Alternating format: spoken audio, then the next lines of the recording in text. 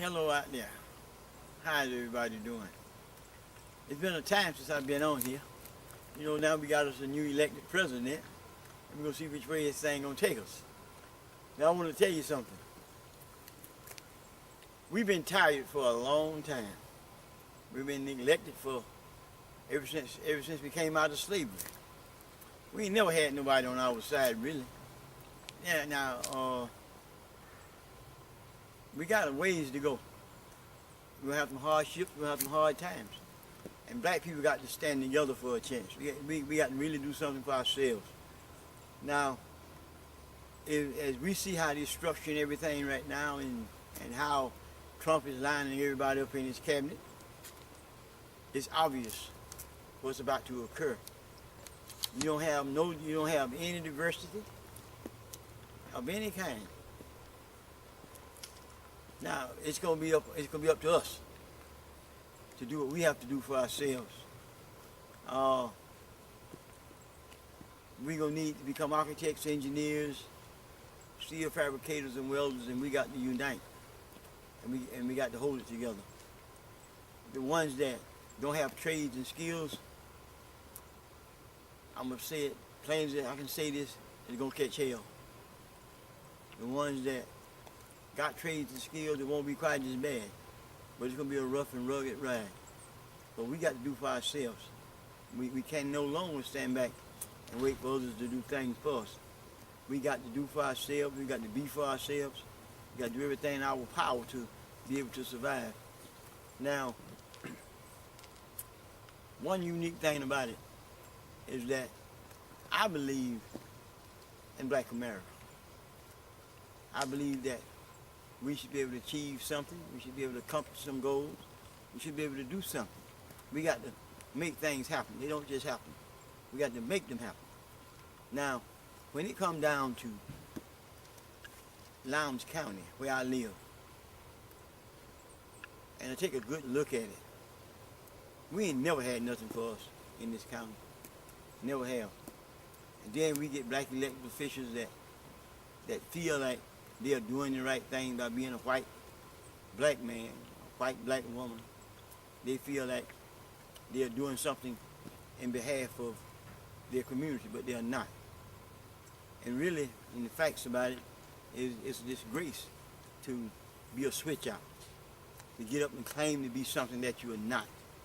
You don't have anything. I'm talking about the members that's on the boards and all these elected boards.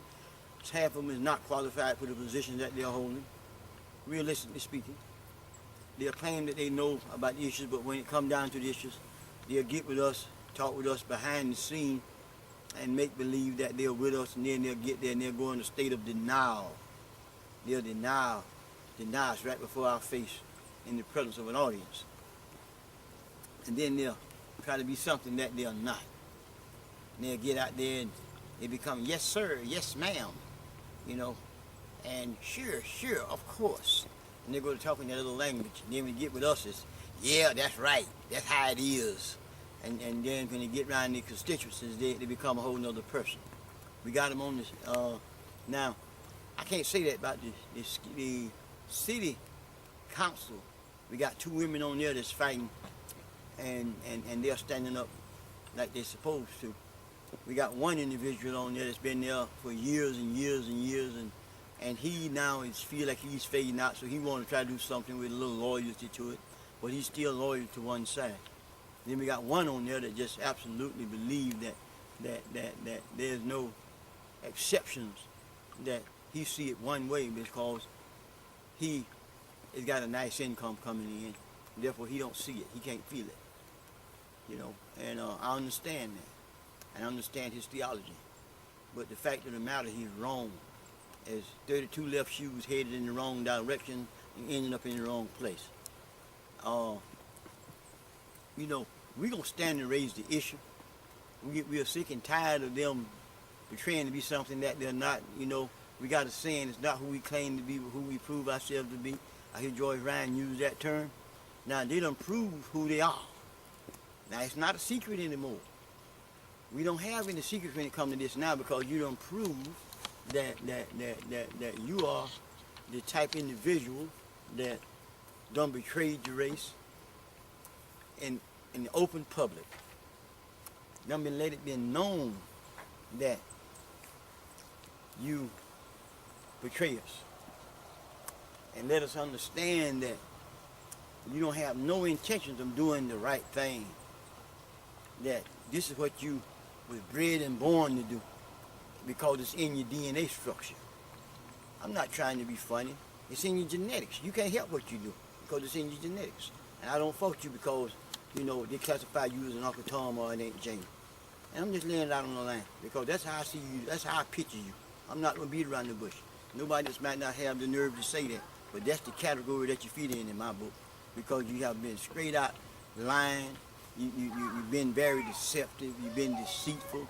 You haven't been nothing that you claim to be when it comes down to you meet us in the back room and meet us on the street and shake our hand and, oh, I'm with you all the way. But when you get there before your public and your buddies and your partners, then you get to see you cross your legs and you roll way back in the chair and you put your hands together like this and you all of a sudden you become a whole nother being. You're not the person that you were. It's kind of like they did in England. Oh yeah, that's how they do. Put the wig on. Put the wig on, then you're a whole nother vessel. And then you betray us. And then, you know, we come out to try to get contracts and we get denied contracts. And then, you know, just dealing with the school board. Now the school board, you know, is plagued with ignorance. And they was manipulated by certain people on the board. And they know they did certain things. And the blacks that's on there, they start right there and they went along with it. And we had one individual, his name was Warren Lee. And Warren Lee stood up and he made a statement and he stand up in behalf of the school board in the hour that the school board was in session during their regular meeting, and he said that I've been on this board for 25 years and not once have I seen a black contractor get anything out of the school board. It's not going to happen this time. I'm not talking about Hispanics. I'm not talking about white-owned businesses with white women in the front. So I'm not talking about no other businesses or minorities. I'm talking about black contractors. And we're going to see to it that the black contractors come out with something on this project, if we can. And then the blacks went out and they beat the sticks and they got the E-Splash pass, and then they booted us to the curb. Elkins came along. When Elkins came along, before Elkins went belly up. Who was Elkins? Elkins was the contracting company that had the contract prior to J.C.I. Parish. J.C.I. Parish. Then when Elkins joined in with another company, and they went belly up, and then J.C.I. and Parish came in, we was in negotiation with Elkins, and we was informed by them and by the architects and engineers that any paperwork that we had, any forms that we were using could be used to transfer as they made their transition. At that point right there, all our communication stopped. And it happened because of a gentleman by the name of Sherwood. And I believe that that was the orchestrator that led the other blacks on the board to follow pursuit after everything that he was orchestrating. And this is what led to the problems that we have. No, it's not about the point that we were talking about raising the black issue. It was about black and white. It was that this issue was raised, like I said, by the gentleman Warren Lee. And he the one made the bold statement. And we followed suit because we took them to be people of their words. We didn't take them to be liars that they proved themselves to be. We didn't take them as that. We didn't take them to be deceitful people. We took them as they were. But then once the division came and then we could not no longer sit down and negotiate for contracts, then we found ourselves booted outdoors.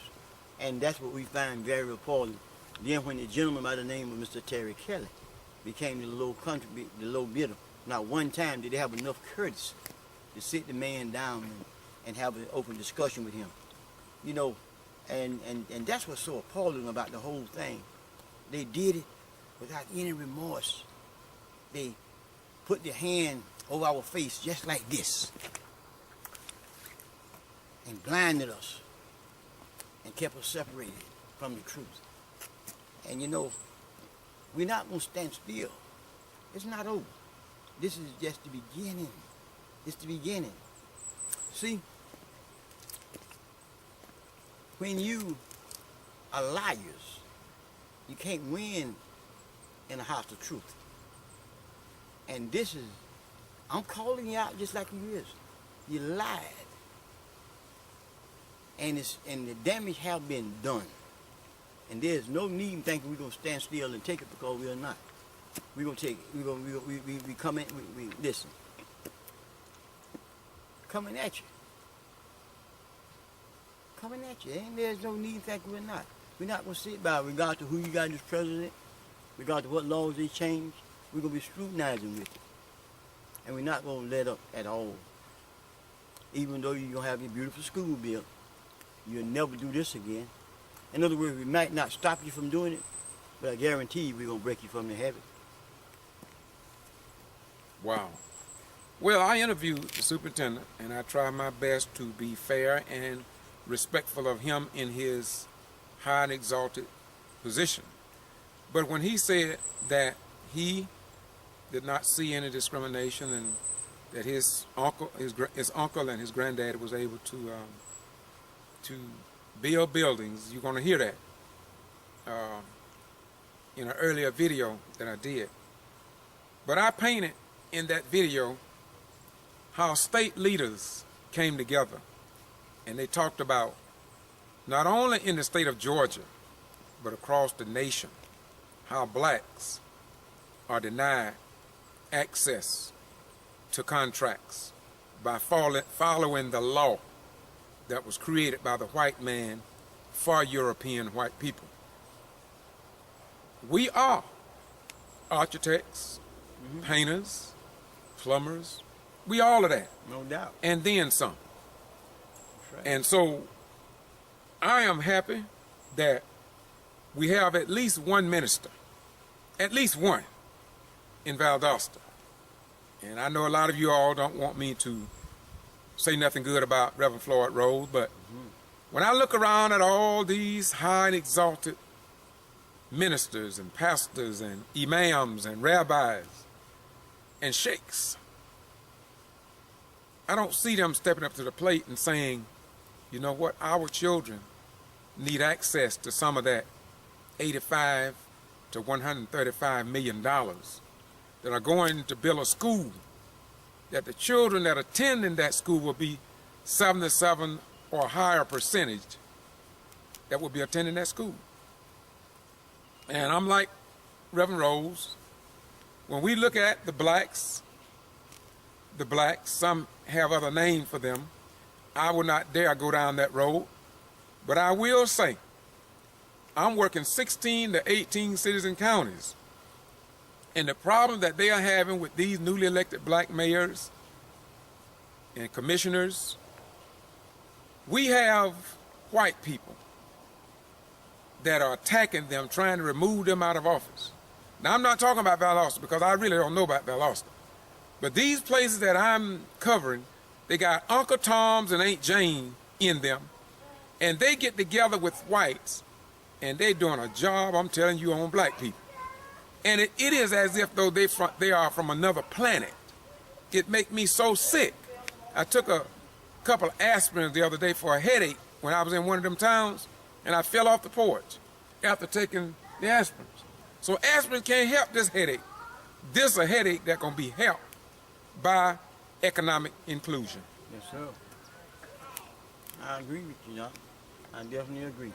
And then I want to clear the air on something. See, some of these people they're talking about that's black, they're not black. Yeah. They're just dark skinned. It's dark skin. Yeah, they're not black. You usually use another term. You say a black man in the wood or a white man, how you put it? Because, I mean, let's face it, I know I got whites in my family. A few years ago, my daughter set this situation up over in Thomas County with the Hopkins family. Found out white Hopkins came to our family reunion, Doc. Well, yeah. And they wanted to connect the dots. Well, the thing of it is... Them were my kinfolk. Well, since we was incessantly bred a lot, you'll find that a lot of blacks is carrying the traits of a white man's soul, Doc. and that's the bottom line of it. So you'll find so many people you're walking around, they can't because they steal the lineage of their grandparents. You think that's why they fight against black soil? They got that in them, and they really don't even know that that's the they're problem, masquerading as something that they can never be. Never be, Doc. It's sad, man. It is sad. It's really sad. It is. But Doc, I have another question for you. A lot of people, and I said this on the video the other day, a lot of people would think that our quest for equal justice in the economics of this city and county, this just didn't start 2 years ago, am I right? Oh, no. How far we go back? You had a business in yourself years ago, so you know what this whole situation is about. I think you got another story to tell. I don't think you want to tell it today, but if you do, go ahead on and tell it. People need to know now. The bottom line is this. There is a power structure here in this county and in this city that have to be broken. And by the city going metro status, it changes things dramatically. And there's enough room for everybody. And the color is green. And being the bottom line is that the economical structure that we have here, blacks are not included, they're excluded from it. And that's the bottom line. And people don't want to face the facts of the truth. And people that get in these elected positions, they could change a lot of these things just by going at things the right way and doing things right. Now, what we're planning on doing, we're going to have DCA and everybody to come down, we'll have HUD to come down and go explain where that money go, how that money is being utilized, and we're going to see if we can set up a communication basis between city council, between the school board, that people get the right notifications so that no one can say that I didn't get the news. Right now we are not getting the news. The only way we get real news is through by the black media that we have here, which is to get to free press. And then if we want to get something as far as contractual wise, we don't never get that. And then they'll put it on websites, and then a lot of people that are not used to going on these websites, they're not familiar with them, therefore they get left out. And then when they do get notifications, it's like a week or two prior to a bid, and you don't have ample enough time to get yourself together. And we addressed that many years ago, if not a decade ago, am I right? And right. Then they did put a little board up down there on the first floor of City Hall saying that they were going to make sure that everybody get notified. And I still don't think people are getting notified, except possibly the people that they want to get notified. And so one day, maybe the state, if they care, or the federal government, if they care. But if they don't, I'm still 100% sure that our God of our ancestors is going to break this mess up, because our children have a right to receive some of the benefits just like everybody else. Well, see, one thing about it, in our neighborhood, in the black neighborhood, they say the man, right? They say the man don't want you to become educated. They don't want you to be wise enough to know who you are, where you came from, or what it is in general. So therefore, he keep you behind the scene. Therefore, you stay, as long as you stay on the ignorant side of things, you're going to be on the losing side. Now, the best way to combat this is to come into knowledge. And the only way to come into knowledge is to be part of a system. And the only way you become part of a system is you be welcomed into the system instead of blocked out of the system. And if you can do that, you can get somewhere. Now, you mentioned Reverend Floyd Rose. He's doing what very few people do. And I applaud him. I admire him for what he does. And he got acquaintances, and some of them is white, and it's you know, I put the theme of things, and you'll say, Robinson sounds like a racist. No, I'm not a racist, by no means. I just tell you the truth. If you're Uncle Tom, you're Uncle Tom. You got whites in your family? Oh, I got whites they in married my in? family. They married into my family, okay? Now, what I'm saying is that if you're Aunt Jane, you're an Aunt Jane. I'm not going to back down off of that. And some of these in these positions are Uncle Tom, some of us are Aunt Jane. And they're going to always be there. And have a proven record of it. They're going to always do that because it's in them, man. It's in them. I sat one lady down and told her, in your presence, I believe, that she was not qualified in the job when she first got it. Yeah, you sure did. Okay? I know. And then she took a lower position. And when she took that lower position, the city manager decided he'll strip the title just to keep getting it. And I told them that they discriminated against their very own. See, so it's not a secret. And the only way we can come out of this is these people got to go. They got to go, man. And if we don't get rid of them, it's gonna remain the same. and you got to vote them out of office. You got to get them out of there. They're not doing anything any good. Now, we got, on city council, we got a few there that's fighting and getting some results. Now, talking about that, Troop Street. Troop Street is coming along real good, but you notice they don't sweep the street. Dust is all over the neighboring houses. They don't never put the care into our communities when they work. Even when they work in our community, they don't put the care that they do downtown, man.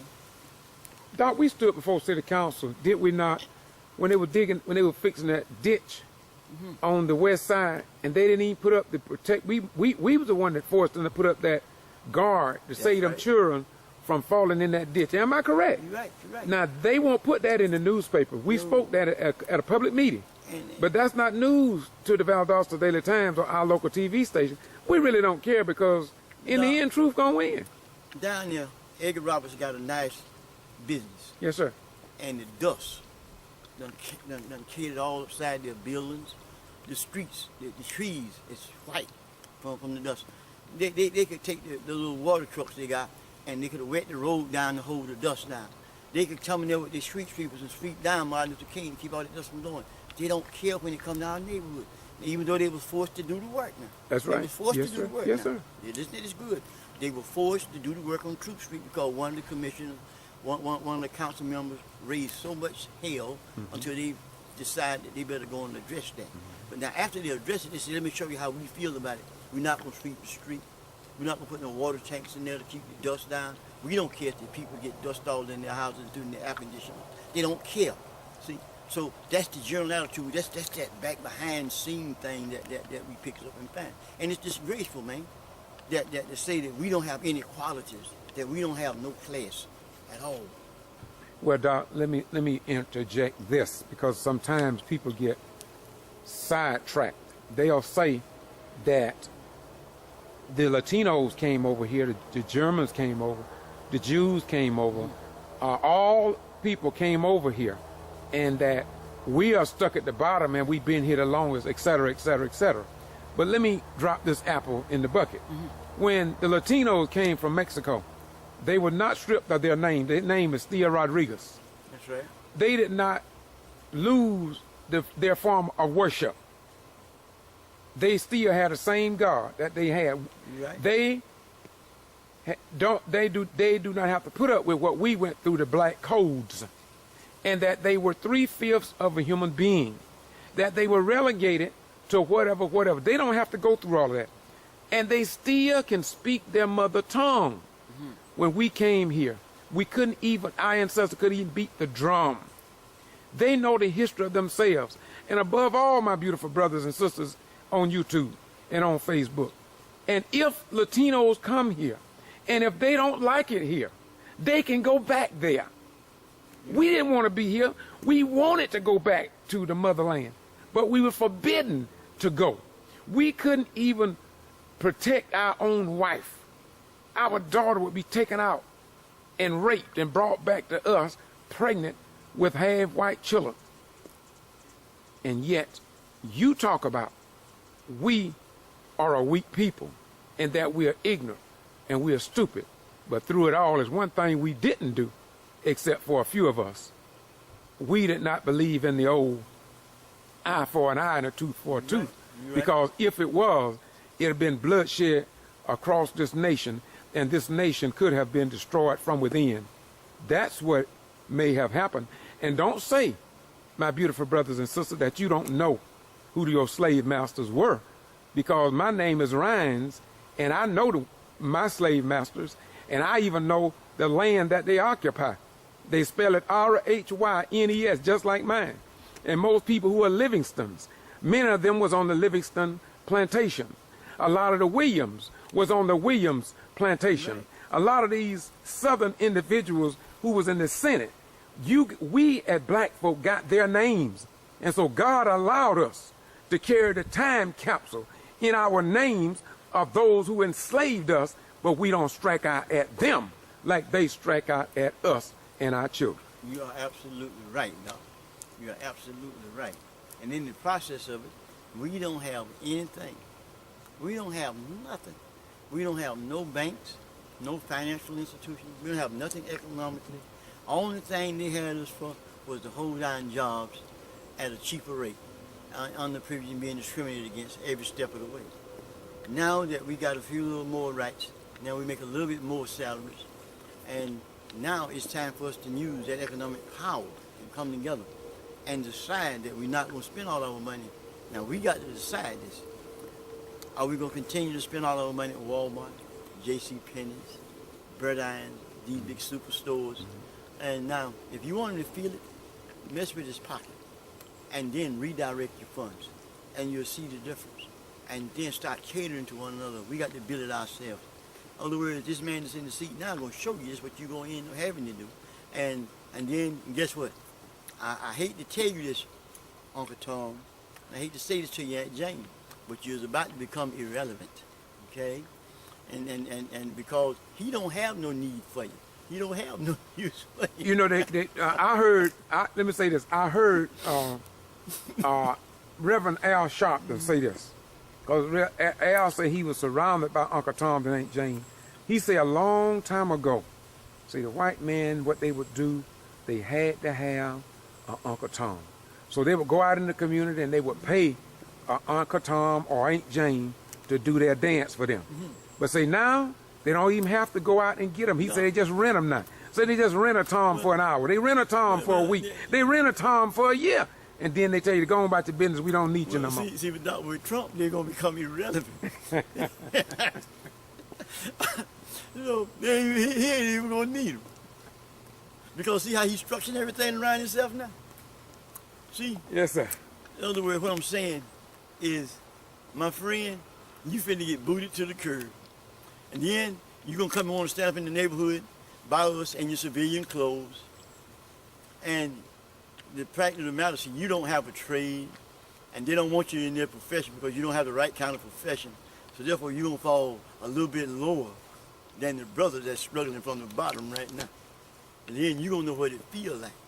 You're going to know what it is to be a authenticated, sophisticated, has-been Uncle Tom. Renegated. Irrelevant. All boiled down to irrelevant. Yeah. Yes. You'll be totally irrelevant. So, see, now, to us, you're going to become just like this. To us. That's how they did us. You know. So, you don't have any importance. We're going to survive. You know why? Because we always have been able to take nothing and make something out of it. That's right. Now, the strange part of it is, out of all in all, we have identified you. And remember that now. We know who you are. Let me interject this for the first time. I've been holding it, and you touched it, and I've been down if I'm going to leave it. Right. I'm going to say it today. Now, Doc, you know this. You already know this. Now you going to know this. Isn't it strange? You and I, we have sat with black people, and we have heard them. You said it a few minutes ago, but I want to make it plain for all y'all. Go ahead. They come to us. They tell us about discrimination and the unfair treatment and behind closed doors. That's right. Or sometimes they'll call us in the bathroom and put the head in the commode. Then they'll That's tell right. us all the headaches and pain That's right. that they are catching on these boards. And they even tell us who the bad white folk are. That's You hear what I say? But when they get with the white people and they Uncle Tom and Aunt Jane Negroes, they can't talk like that. It's like they've been castrated. It make me sick. But we understand you. Oh, yeah. If you remember, Doc, Jesus had one of them. Oh, yeah. His name was Judas. His name was Judas. Judas sat there with them.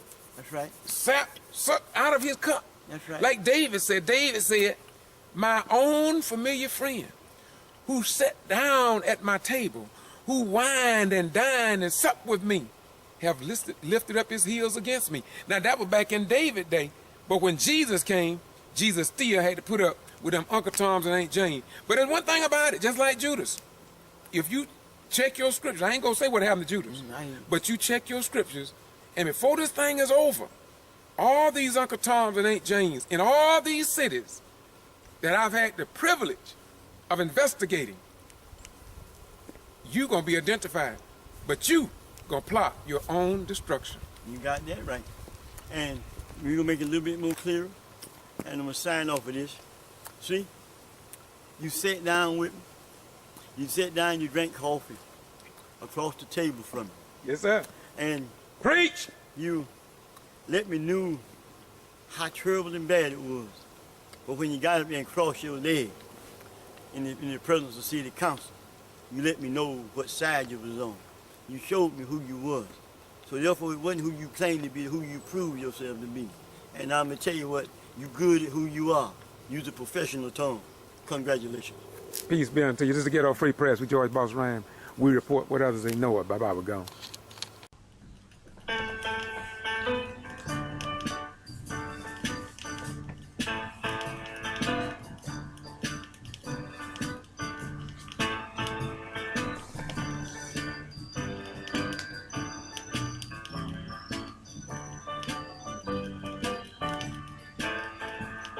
I hope it won't be this way.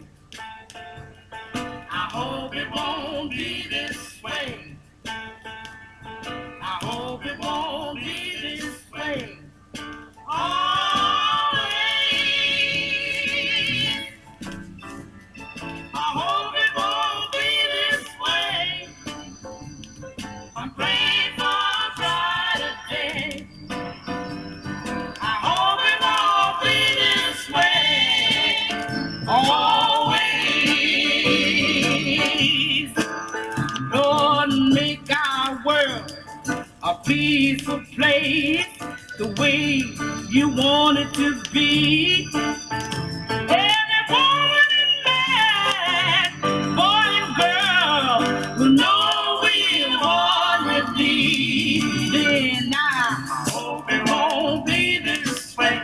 Oh Lord, I hope it won't be this way. I hope it won't be this way. Always. I hope it won't be this way, because I'm praying for a brighter day. I hope it won't be this way.